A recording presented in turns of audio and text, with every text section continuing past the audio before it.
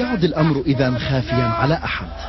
المجموعات السياسية والتنظيمية لحزب المستقبل في شمال لبنان باتت غارقة حتى الأذنين في المؤامرة الواضحة الفصول تجاه سوريا. وهناك معروفون من أتى إلى وادي خالد ودخل إلى وادي خالد ودخل من وادي خالد إلى القرى المحاذية لسوريا وخرب وضرب وقتل ودمر، ومن ثم قد أنا بعرف أنه في ناس سقطت منهم ودفنوهم بطرابلس، نعرف هذه معلومات مؤكدة. وإذا كانت المعلومات الأمنية قد أكدت ضلوع وجوه من المستقبل والمقربين منه في تحضير وتنفيذ عمليات تخريبية داخل الأراضي السورية بدءا من المدن والقرى الحدودية في العريضة وتلكلخ وصولا إلى مدينة حمص، فإن الركن المعنوي للجريمة المتمثل في نية القصد لإحداث الفتنة ثابت أيضا. وإليكم الدليل. منشور وزع على امتداد مناطق شمال لبنان من قبل محاسبي تيار المستقبل وبعض الجماعات التكفيرية قبل أسبوع تماما من إعلان ما سمي بإمارة تلكلخ.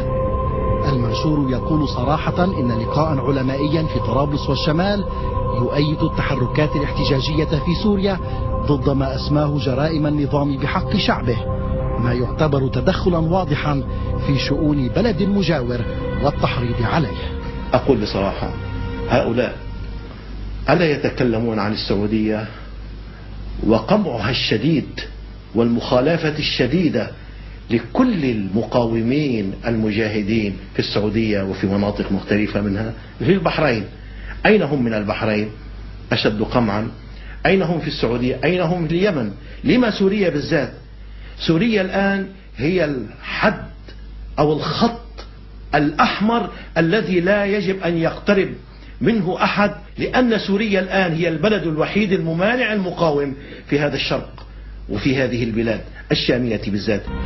المنشور المؤلف من صفحتين زاخرتين بالشتائم، وبدلا من الدعوة إلى التهدئة ووأد الفتنة كما هي عادة العلماء والدعاة المسلمين في حالات كهذه، يحرض على الفتنة والقتل عبر دعوته رجال الأمن وأفراد الجيش في سوريا إلى الانقلاب على الدولة والمؤسسات، وإلا اعتبروا من أصحاب المعاصي.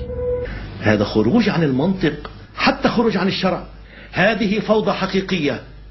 وإن كان هناك من يفكر في سوريا في نفس المنطق، في نفس الخلية، في نفس الأسلوب لإيجاد خلايا متفرقة في البلاد، هذا خطأ فادح.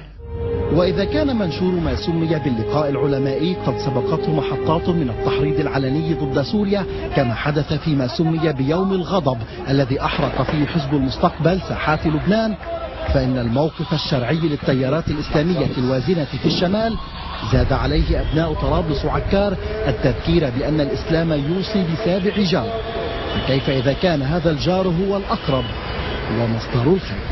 خلال 7 سنوات اعتدنا على هذه الرهانات الخاطئة، انسحبت هذه الرهانات على العلاقة مع سوريا. هذا موضوع حساس جدا. المطلوب اليوم الارتقاء إلى مستوى المسؤولية في بناء علاقة وطيدة وبناء علاقة جيدة مع الشقيقة سوريا، ونحن نأمل أيضا أنه تطلع سوريا منتصرة من هذه المؤامرة الدنيئة التي وضعت فيها. هي علامة متدنية أخرى حصل عليها مجددا فريق 14 من آذار في امتحان الحسابات السياسية.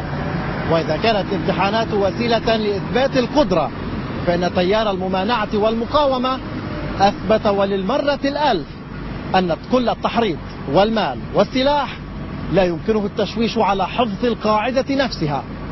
لبنان لا يمكن أن يكون مقرا ولا ممرا إلا للبضائع والأشخاص وبطريقة شرعية.